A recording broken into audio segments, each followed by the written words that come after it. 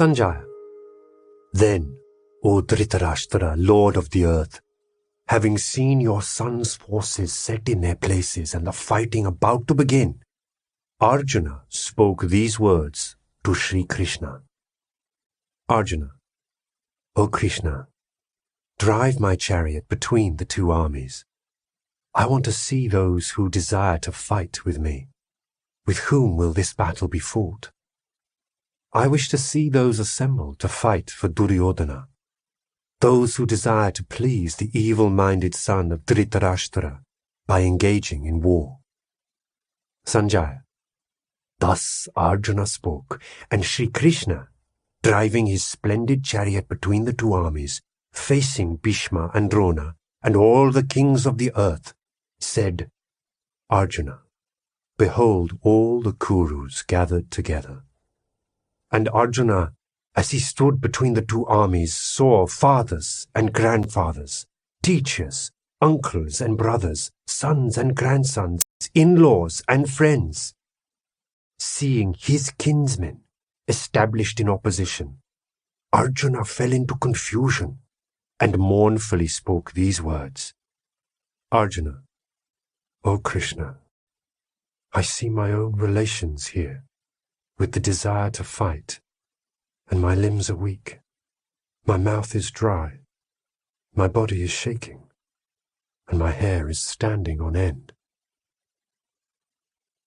One of the best definitions of confusion is doing what is unnecessary and failing to do what is necessary. This is our condition in life when we clash with our family and friends and fail to fight our worst enemy, our own self-will and separateness. Arjuna is beginning to realize that the battle he must wage is against what he has always considered to be a part of himself. Faced with the task of ridding his consciousness of every trace of selfish desire, Arjuna, like you and me, moans and groans to Sri Krishna. How can I possibly fight these people, my best pals, with whom I have painted Hastinapura red? We have been so conditioned to search for happiness in sense pleasure that defying these urges appears to be a denial of life itself. Actually, the opposite is true. As we progress on the spiritual path, our vision begins to clear, and our passions begin to come under our control, and we discover that we have been pursuing agitation instead of joy, and accumulation instead of security. The curious thing is that we are convinced we can isolate pleasure as our own private possession, although it has escaped our grasp time and again. We may have failed in the past, but the next time we think we will succeed for sure, and we go on trying. The other day, while going for a walk, we saw two Alsatians that reminded me of our flair for chasing pleasure and profit. These two dogs were trying to catch a rainbow over a water sprinkler so they could take it home to their doghouse. One after the other they would come, jump into the spray, and snap at the rainbow hovering there. As soon as one had finished his jump, the other one would follow right on his heels as if to say, "You don't know how to do it. Let me show you." Over and over again. This is what you and I do when we try to catch the rainbow that is personal pleasure, power, profit, and prestige. Even though we go through the experience many times, we do not seem able to learn from it. The Gita very compassionately says that the sooner we learn this lesson in life, the better it will be. It is not surprising that we follow passing pleasure instead of abiding joy when we consider the extensive influence of the mass media and the widespread use of advertising. From childhood onwards, we are conditioned to believe that we are our body, senses, and mind, and that happiness lies in satisfying their whims and desires. We have become so accustomed to telling Mr. Ego, "You say, I do," that the very idea of questioning his authority by training the senses and changing our attitudes makes us tremble in anxiety. In meditation, we begin to suspect that the ego is really a tyrant who has usurped the throne from our real self, called the Atman in Sanskrit, which is the source of all wisdom and beauty in life. Once this suspicion arises, the days of the ego's tyranny are numbered, and the cloud of confusion which has blinded us begins to be dispelled.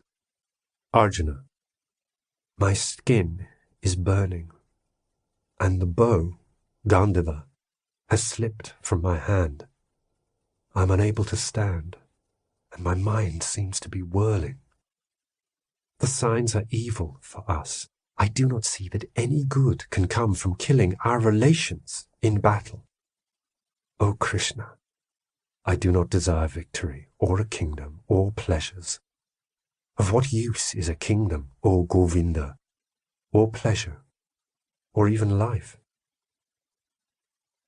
Arjuna is suffering from a very contemporary malady, paralysis of the will.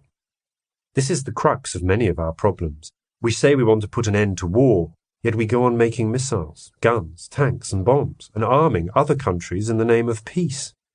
We are alarmed about violence, yet we let our children watch hour after hour of violent television programs.